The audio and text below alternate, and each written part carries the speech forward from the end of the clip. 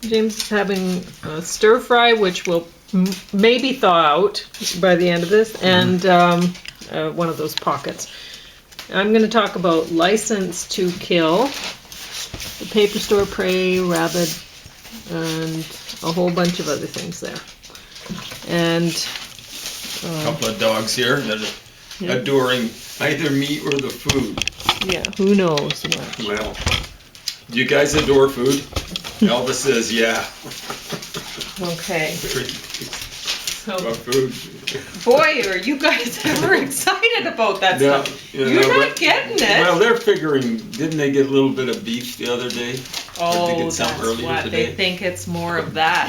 But it's not. Is the beef all gone? That's what they were thinking. They thought that thing was a roast beef sandwich. Yeah. But it's not. Yeah, that's exactly what they're thinking. Oh, boy, they're too excited. So, I certainly wouldn't have thought that one of these James Bond movies would get top of the stack. Oh my gosh, that's a shockaroo to me. I didn't even really like it that much, you know, but it was entertaining. Yeah. And so when I was looking at these other ones, I'm like, this one's much more entertaining than the... So, anyway, this one was, what's the date on it? 1989. And it's one of those Timothy Dalton Bond ones. Yeah. And there were only a couple of them, I think. And honestly, I think he got embarrassed of doing that stuff. Oh, really? I have no idea. Yeah, I don't know. He always looked relatively confident to me. So. Yeah, well... I wouldn't necessarily call him great or even an actor. Yeah. Oh, well. Anyway, I thought the one scene, especially with the tanker truck up on just like the only half of the wheels. Well, I thought just that was like this. Yeah, I thought that was pretty good. Whoever did that. Yeah, I'm sure the stunt driver made sure that they drained all of the gas, just in case something went a little bit wrong. Yeah, yeah, that was some stunt. So, but Timothy Dalton, if you're watching, you know you're a handsome kind of dude. So what the heck? Or you were? I don't know if you are still. But, who knows? Yeah. So, the paper store, I've reviewed this one in the past, so I won't now. Sometimes I borrow things from the library and I don't realize I've already seen them. So that's what happened here. But this one's worth seeing again, I think, anyway. It's an interesting story. It's about a woman who, she's a professional university paper writer. So, one of those. In other words, she does it for cash for other people. Yeah. Well, I've known at least one person. Yeah. And unbeknownst to me, and it wasn't professional, I ended up doing that. It wasn't a paper, it was someone's master's. Yeah. But the person told me, and I didn't take any money for it, it was pretty presumptuous of him to ask me to edit it for him. And the editing was... Okay, I was kind of almost like the ghostwriter, but when I was skeptical. I knew he was a grad student, so I said, "Is this your thesis?" "Oh no, it's for a magazine article." Well, what can I say? Yeah. No? Yep. Anyway, Prey. Now this one got so high up on the stack because honestly, there's some good scenery. You see some wildlife, good shots of wildlife that way. And the story is quite stupid, especially the ending. Well, you're not going to go into details. I won't. But great cover photo, though. Yes. Even handsomer than Timothy Dalton back in the day. Yeah. So, these guys are even Rabid, more this is one that, they really think that's that. Yeah. Anyway. They're handsomely hungry right now. Very much so. So how are you liking that? It's going down easily. Yeah. You know what I'm saying? Yeah, it's a tasty thing, I think. Okay. So, Rabid, this is a Cronenberg thing. Uh-oh. That, David Cronenberg? Yeah. He's Canadian, eh? Yeah. We haven't disowned him yet. No. He did some good work back in the day. Sure. I mean, some of it's kind of silly, a little bit too... artful in places that, like the red satin uniforms of the doctors in this and nurses. I mean, it's just never heard of such a thing. Yeah, I know. Like, I don't know why. And anyway, but whatever. It's so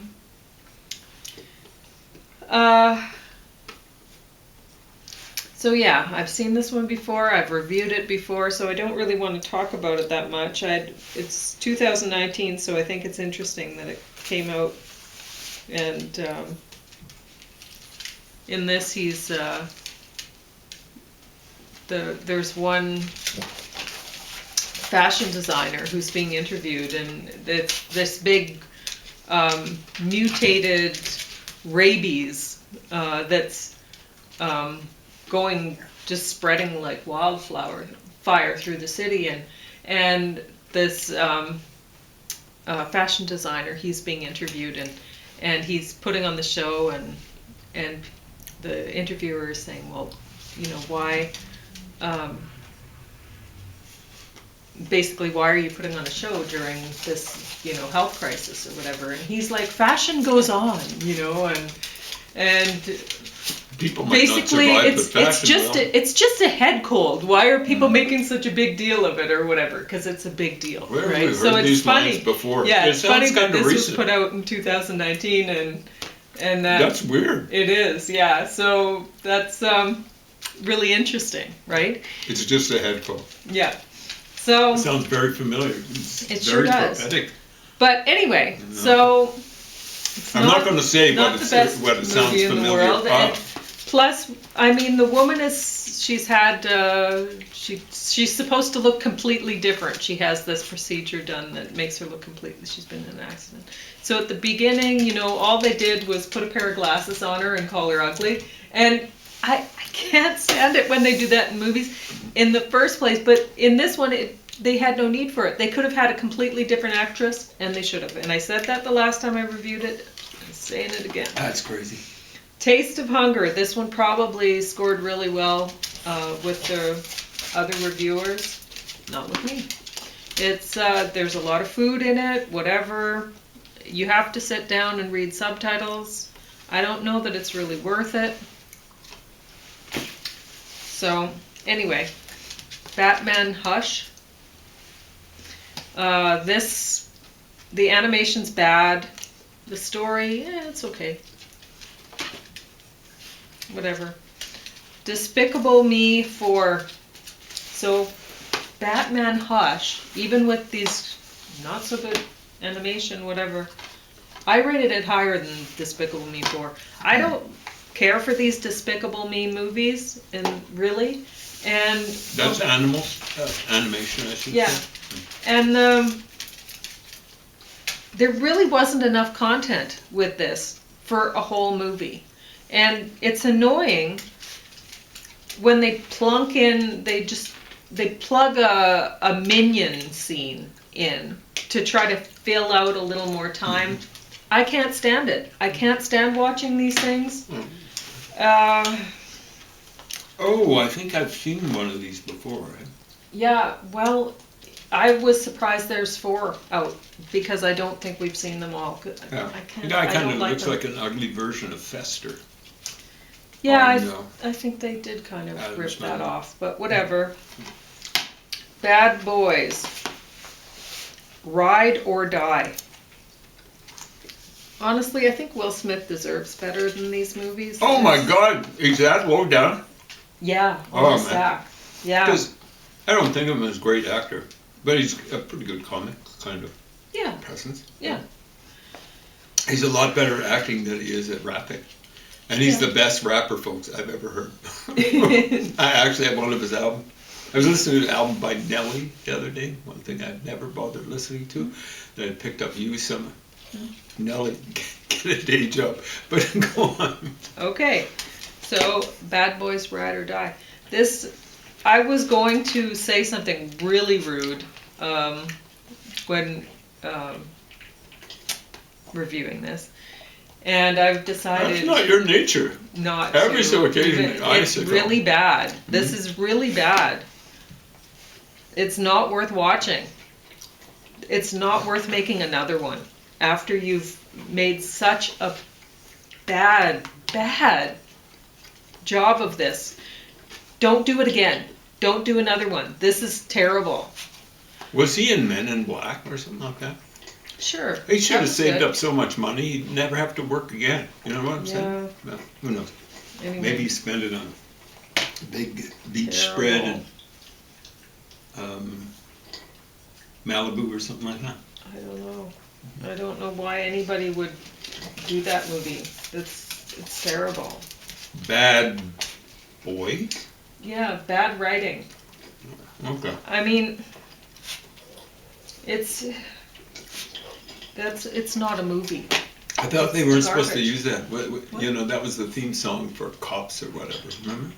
Or True Cops or... I don't know. But they got rid of that after the George Floyd incident.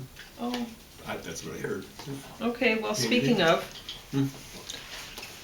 Tunde, or however you pronounce it, I don't know. You know, it's funny because I watched it today, and I couldn't tell you. It's German, right? No, African. He's from Nigeria, I think. Okay, yeah. Yeah, wealthy Nigerian American teen. So... Wealthy. Yeah, wealthy. So his dad's an artist. I don't know what his mom does, but his dad's... Well, Obama's dad, I think, was a professor or something like that. Candy maybe. Sounds like a pretty useless individual. That's his dad, not Obama. Obama was useless when it came to foreign policy. Pretty bad, but go on. Okay, so this movie felt long even after a half an hour watching it. It's an interesting idea for a movie. It's basically, well, I guess I can read the back to tell you, but anyway, the guy, he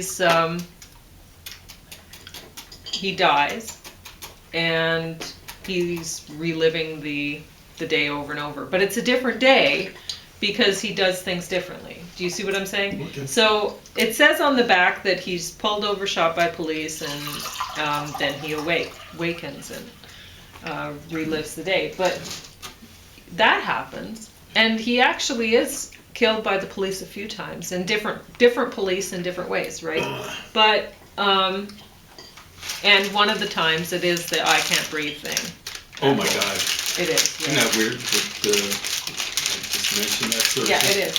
Because I try not to think about that stuff. No, I know. I think about it every day. No, every week, every other week, or something like that. It really is annoying. And the witch hunt that the police were subjected to. All right. What happened to Punk Floyd? All right. So this guy then is black. Then is that the whole story? yeah, he is. Okay. He's also gay in this, but I don't know that has. I mean, maybe it gives a little more interest to the story in some ways, but it doesn't. He didn't actually. They could have had him die because he was gay bashed or something, but that didn't happen. So I don't really know if it matters that he's gay in this story. You know what I mean? I think maybe they're trying to make it a little bit more appealing to the. I hate to use this because it's a Richard Nixon term phrase. The silent majority who know exactly what happened with George Floyd. You know what I'm saying? I don't know. And many white people are afraid to speak up, and probably more East Asian people, Jewish people are afraid to speak up. And so I did like the idea of the movie, how basically it's no matter what he does, he can't live, right? He just keeps dying and dying. But then at the end of the movie, it's I don't want to give anything away. So I like that idea. She'll whisper the results to me after the show's over. It doesn't matter. I'm not watching the show. And you're not either. Honestly, this is right near the bottom of the stack. It was not worth watching. Second or third This last, was really hard for me to get right to the end. Oh my God. To see, because it was well, just ordinarily so you got boring. other stuff to preoccupy you. Yeah, well that's it. But this one, I mean, you pretty much have to be there to know how he's going through, his day every time, right? But it's like a ninth circle of hell kind of thing, having to watch that. It just goes on, and it feels so long. It feels like you're reliving the same day yourself. It's really, yeah. So anyway. Yeah, I'll just put it into context. Like, we're supposed to be thinking, oh, the poor people coming from elsewhere, from away. You know, like there's only twice, but recently, that I've felt fear for my physical safety. One was a fellow of African American persuasion. Yes, but this young man in here, he was not threatening at all. He didn't seem scary. He seemed like a nice. But what I'm saying is, what really is happening is not so much they're having violence visited on them, but we're having violence visited on us by a significant number of folks coming from elsewhere. So, African American pulled a knife on me in the alley here. It was about 4 years ago, and I had to talk my way out of that. I don't know what he was going to do. He was a gangbanger, judging from the leather jacket he was wearing. And then after a certain plague hit, I was doing social distancing on the street, and a guy from Malawi, from the same continent as this person's being portrayed as coming from, he didn't like me doing social distancing because he thought I was afraid of him, and he wanted to, well, the way he put it, won't fight, you scare me, He'd been here 2 years from Malawi. His first name is Merchandise. And what I believe in is sending bad merchandise back to where it came from. So yeah, I am scared of him now. I am scared of him. Yeah. And he had a real chip on his shoulder. You know, like we're poor there, he's saying, when I asked if he'd been to Zambia. Well, he's right next door. And we're poor there, and I'm going, you know, he was mad that I'd even asked the question. I'm saying, yeah, your per capita GDP is about 500 and some bucks. This is back 2004, so maybe it's gone up, maybe it's gone down recently. But the literacy rate, am I exaggerating? 55%? Like, what sort of goods are you going to produce that people want to buy? Answer is a rhetorical question. No, none. Huh? None. So, you know, yeah, I can recall reading an old Lethbridge Herald newspaper. Not that old, though. I think it was 2020 or something like that. First murder in 2 years in Lethbridge. A guy from Africa. Okay, what percentage of the folks? Even now, it's getting higher and higher. But back then, you know, like, wow, our first murder in a couple of years. And, you know, he's vastly outnumbered by, and I'm not just talking about white folks, people from Japan. So he was murdered? No, he did a murder. Oh. He was a drug flunky of some description or another. Should have been happy to be here, but no. He was part of a gang, apparently. It's not like, oh man, I'm really hard up for cash. I'd better start dealing some dope. You know, he was working with people. He's hardcore gangbanger. You know? Yeah. Fun times. That's what's not getting told in stories coming out of Hollywood or wherever this stuff is coming from. Yeah, I mean, the father in this, at one point he'd lent his son his fancy sports car. Well, if I became wealthy and had a child, and I wouldn't lend them my fancy sports car anyway. Like, if I were the police and I saw somebody driving a fancy sports car and they're 17, 18 years old, I would be, no matter what color of skin they had, I'd be thinking either they're a serious drug dealer or they've stolen the vehicle, or maybe both, you know, but I wouldn't be thinking, oh, that 17, 18-year-old, they own that vehicle. Because what 17 or 18-year-old would own a fancy sports car? How would they, like, I wouldn't have the funds to own that, neither would you, and I don't know. But you know, like the thing is, when you're poor, you don't have a car, like I used to not have until I was age 56. That's not 56 you months. Kept very fit because of that. I did. You ran but everywhere. you know, I ended up paying for it because what I'd do is I'd always just going to and from work, 250 days a year, minus some holidays. I'd always carry reading material because every so occasionally I'd take a break. Now understand, I wasn't spending all my time reading at work. I actually gave the city free overtime, tens of thousands of dollars of free overtime over the course of several decades, but still way too much. But at any rate, every so occasion I'd take a break and I'd read stuff. Now I can recall studying Hittite, for example, with a book that they dumped from the library. Can you imagine that? It's just a phenomenal book, put out by Hippocrene Books. But anyway, I'd always carry it in a plastic bag. Why? You never know when rain's coming down.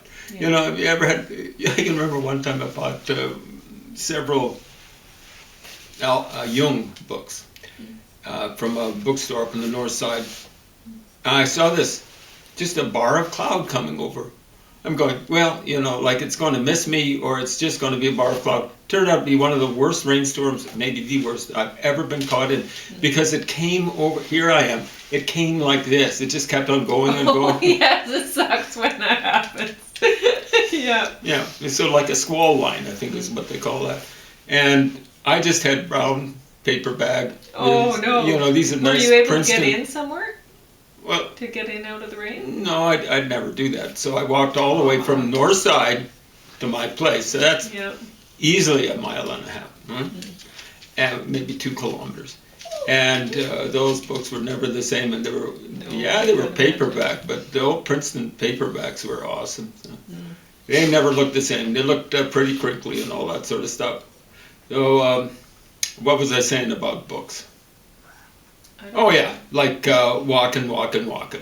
I was poor. What was that whole idea? I never had a car till I was age 56 or something like that. Yeah.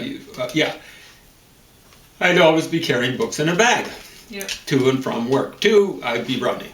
15 minutes. Honestly, I think if somebody has, like if you look at people's names, like we've met a lot of people that have names like, we met somebody that had a name Cash, and you met somebody with the name Merchandise and stuff like that. And honestly, if it says a lot about the parents, their values anyway. Oh. Right? Yeah, you got a point there. Yeah. Anyway, so what I was saying was, I'll just finish up the thought.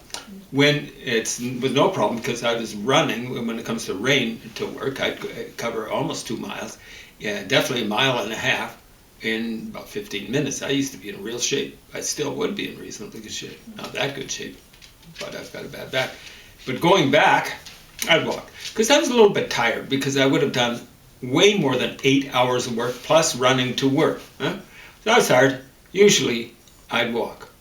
And I wasn't so much afeared of the rain, shall we say. I every time a cop drove by, he'd stop. Yeah. Every time. Because you're on foot. I noticed that if I eventually, every so occasionally, I'd go to Tops or something like that, talk with a friend, and we'd walk back. He lived in somewhat the same neighborhood. A place that's a bed and breakfast now, a little bit shy of my place. And the cops had never stopped when there were 2 folks. And they were scared, one guy. But they figured I was, what's in the bag? It was always, what's in the bag? So I go, okay, I'm opening up the bag. I'm not doing, I tried to do it. But I'd get kind of happy with the cops, you know what I'm saying? But it was just automatic. They're assuming you're poor, you got a bag, and there's a reason. There's something in the bag. So was I getting profiled? You bet I was. But they could tell it because they'd be flashing the light. They have the side beams. You've experienced that, right? Many people don't understand. They flash coming down the alley and looking in yards. Yeah, they've got that. It's a nice feature. But they'd flash it, and they could see that I was white as could be, but they had to ask. So, you know, like if you're in certain situations, you're going to get profiled. Yeah. It's like one woman I heard getting interviewed. They I'm asked just going her... to say, can't kill this. This bottom of the stack. This is... It's kind of an interesting idea, a guy who can't die, but it's not well done. So that's all I have to say. Okay, so I'll finish up. A woman getting interviewed. She was African-American. Isn't profile awful? And she said, well, you know, if I see 3 black guys coming down meeting me on the street, on the sidewalk, I go to the other side. If it's 3 white guys, I just continue on ahead. Huh? You know, like, that's not a cop, okay? It's the murder rate in the United States committed by black folks is stunning, or African Americans, whatever you want to call them or not want to call them. It is stunning. It's unacceptable. It's the same thing in England, almost exactly the same numbers. 13% committing over 50% of the murders. Okay, I'm going to say that this is absolutely delicious. I ate this whole package. I intended to save half for James. I could not. It was very good, and I was wondering what that was. That's been sitting there for a whole day. You know, a whole day, yeah. Because I kind of peeked a look at it because I thought it was some sort of sauce or something like that to put on this. I didn't know it was. It was given to us for free by the Salvation Army quite some time ago, and I've just been saving it. But it was wonderful. You couldn't resist, and it didn't cause a headache. No, well, that's awesome. I had a slight one today, but not too bad. Well, there you go. See, guys? They're seeing. So I don't know. But anyway, they went pretty heavy on the mushrooms in this, which I didn't expect at all. That's got to be expensive. Aren't mushrooms relatively expensive? So I was very pleasantly surprised by this. Mushroom burgers, highly commended. It's so long as you got someone who knows how to cook mushrooms. Much better than... well, this wasn't burgers, this was noodles. But what I'm saying is mushrooms are awesome. Right? Yes, I don't know why people would bother with meat after a mushroom burger, for example. Anyway, how much time? Fine. You have a minute and a half. Whatever. So I'll finish up that thought. You know, African American folks, stop pointing the fingers at other people. You are far more violent than the cops are. I'm not a big fan of cops, but man, oh man, oh man. Not all. Not all. What? African Americans? What I'm talking about is not all. Some cops are okay, and some cops maybe are nice. Yeah, okay. But I worked at a cop shop, and I'd never work there again. And there was no one there I'd pick as a friend, but there were several that I kind of liked to talk to, stuff like that. But you folks have to get your act in order. Listen to what Bill Cosby said, don't behave like he did. He was saying, go out and get an education. You know, James Brown, the soul artist and stuff like that, he said, don't burn, learn.